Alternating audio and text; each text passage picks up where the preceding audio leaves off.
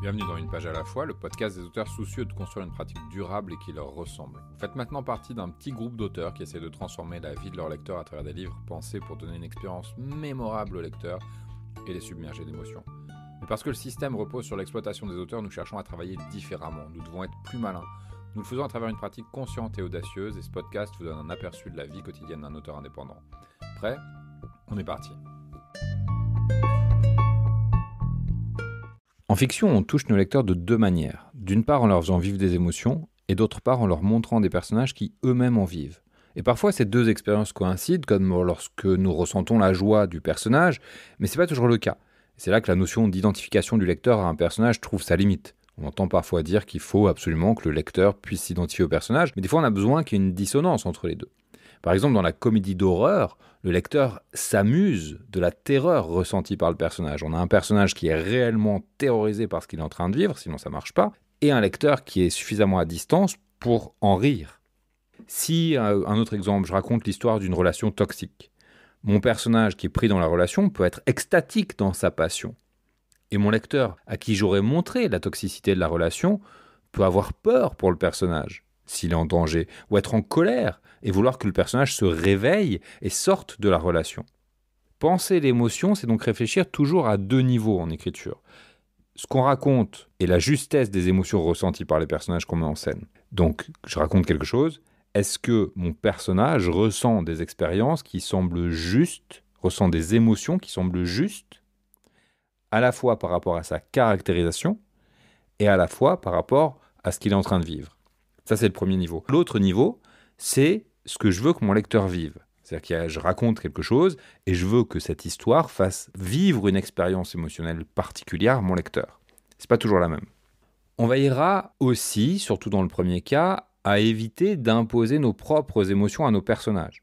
Dans le sens où c'est pas parce que moi je suis joyeux que mon personnage doit être joyeux, c'est pas parce que moi je suis déprimé qu'il faut que mon personnage soit déprimé. Si je raconte une scène de fête et que mon personnage est heureux de faire la fête et que moi je suis déprimé en l'écrivant, je fais abstraction de ce que je ressens. On évitera aussi d'empêcher aux personnages et aux lecteurs de ressentir leurs émotions à fond juste parce que ces émotions nous causent de l'inconfort. Ça peut arriver pendant l'écriture qu'on aille tellement loin dans ce qu'on raconte, dans les situations qu'on met en scène, et que nous, on est vraiment collé au personnage. Pour le coup, on est souvent dans une forme d'identification pendant l'écriture. On est tellement proche que si on va trop loin, on peut être mal à l'aise, voire franchement bouleversé par les choses qu'on raconte. Si l'horreur que je fais vivre à mon personnage, par exemple, me dérange, si j'en ai des sueurs froides pendant que j'écris, il faut que je sois attentif à ce que mes sueurs froides ne me fassent pas, par un mécanisme de protection personnelle, ne me fassent pas sortir de la scène prématurément. Et je dois vraiment me retenir de sauver mon personnage. Quand mon personnage est en difficulté, je ne vais pas faire venir un Deus Ex Machina ou une autre forme d'intervention magique pour le sauver, pour le protéger de l'expérience qu'il est en train de vivre. Parce que si je fais ça, si j'empêche le personnage d'aller au bout de l'horreur, par exemple, je prive et le personnage et le lecteur d'une résolution. Parce que parfois, nos personnages et nos lecteurs, ils ont besoin d'aller au fond d'une émotion pour pouvoir rebondir. Et la catharsis, elle fonctionne réellement à bloc quand les tensions et les sensations vécues par les personnages et par le lecteur atteignent leur apogée. Et quand moi, auteur, parce que je ne suis pas confortable de ce que je suis en train de faire vivre à mes personnages, je prive l'histoire de cet apogée émotionnel, et en fait, je suis en train de nuire à l'expérience de mon lecteur. Dans les exemples que je prenais plus tôt, on peut imaginer un auteur qui vit la peur de son personnage si fort qu'elle en devient intolérable. Et plutôt que de continuer la scène et de voir où pourrait l'amener sa pièce narrative, cet auteur pourrait, je sais pas, pour soulager de son trop-plein émotionnel, mettre son personnage à l'abri.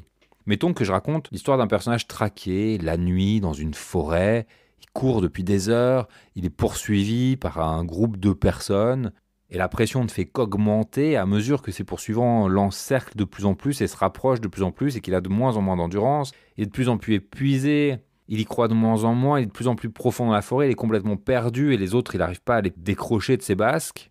Et le personnage perd tout espoir de s'en sortir et moi, je suis pas bien, je suis englué là-dedans aussi. Et si à ce moment-là, parce que je vois pas comment je vais pouvoir continuer mon histoire et parce que c'est trop intense pour moi, je décide qu'au milieu de la forêt, il y a un tunnel secret qui permet à mon personnage de s'enfuir, ou si, sans aller jusque-là, je décide à ce moment-là que les poursuivants en ont marre et décident d'arrêter de le poursuivre sur un prétexte bidon, je suis en fait en train de me soulager, je ne suis pas en train de rendre service à l'histoire.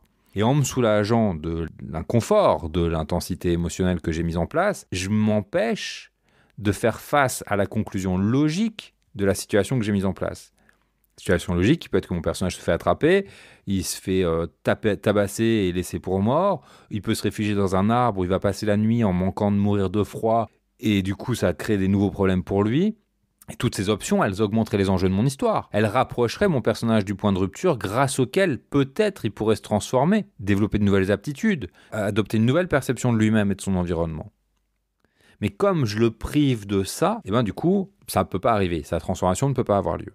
Si je prends l'autre exemple, l'exemple de la relation toxique, j'ai besoin, pour aller au bout de la promesse portée par mon histoire, je vous rappelle, quand je raconte une histoire, quand je démarre une histoire, je fais une promesse à mon lecteur. Promesse qui est implicite. Donc, pour pouvoir aller au bout de cette promesse, si je dis c'est l'histoire d'une relation toxique, ça veut dire que je vais étirer cette relation toxique jusqu'au point de rupture pour voir tout ce qu'elle a à apprendre à mon personnage et jusqu'où elle peut aller dans peut-être l'odieux, dans l'abus, dans la soumission, dans l'abandon de soi du personnage. Voilà, ça dépend de la thématique que j'ai envie d'aborder, du point de vue que j'ai envie de porter sur le sujet. Mais pour pouvoir aller au bout de ma promesse, j'ai besoin de laisser le personnage se perdre entièrement dans la relation. J'ai besoin qu'il soit coupé de tous ses amis, de tout son cercle de soutien. Mon histoire, pour qu'elle puisse déployer tout son potentiel, elle aura besoin que le personnage peut-être aille jusqu'à renier son identité, peut-être à changer son apparence, à abandonner sa vie professionnelle pour se donner entièrement à la relation. Parce que c'est seulement dans ces extrémités-là que mon lecteur peut ressentir l'ampleur de la négation de soi que j'ai envie de mettre en scène et que j'ai envie de dénoncer à travers cette histoire. Et si moi, parce que c'est une dénonciation, je suis mal à l'aise face à l'abandon du personnage, et ce sera le cas, si je veux dénoncer un truc, si j'écris une histoire pour exorciser quelque chose qui me terrifie, je vais être mal à l'aise d'aller dans cette histoire-là. Et si à cause de ce malaise, j'ai tendance à vouloir me ménager des soupapes de sécurité, je vais nuire à la qualité de mon histoire, parce que je vais faire en sorte qu'il maintienne que mon personnage maintienne une relation bienveillante, ou qu'un personnage maintienne avec mon protagoniste une relation bienveillante qui lui permettrait de s'échapper, qui lui permettrait de relâcher la tension quand elle est trop forte. Or, j'ai besoin qu'il soit sous cloche, mon personnage, j'ai besoin que la tension ne cesse d'augmenter. Je lui ferai garder une part d'individualité, je protégerai une sorte de jardin secret qui lui permettrait d'échapper à la relation. Et encore une fois, ça empêcherait le personnage d'être complètement sous cloche et à la tension de vraiment devenir explosive. En faisant ça, je me protège moi, c'est sûr. Je me rends les choses plus confortables. Je me ménage des espaces à l'intérieur desquels je peux me permettre d'explorer certains aspects plus doux du personnage, moins en tension du personnage. Mais en faisant ça, je prive mon histoire de son plein potentiel émotionnel. Avec une histoire comme celle-ci, j'ai tout intérêt à stupéfier mon lecteur, à le déranger par l'extrémité de la toxicité, justement. Et en me protégeant, en fait, c'est à l'histoire et à l'impact que l'histoire pourrait avoir que je suis en train de nuire. J'arrête ici pour la première partie de cet épisode sur le travail des émotions dans le texte. Le prochain épisode sera concentré plus sur des exemples de mise en place narrative et stylistique du différentiel entre les émotions vécues par le personnage et les émotions vécues par le lecteur. Donc je vous laisse là, mais je vous dis à demain pour la suite.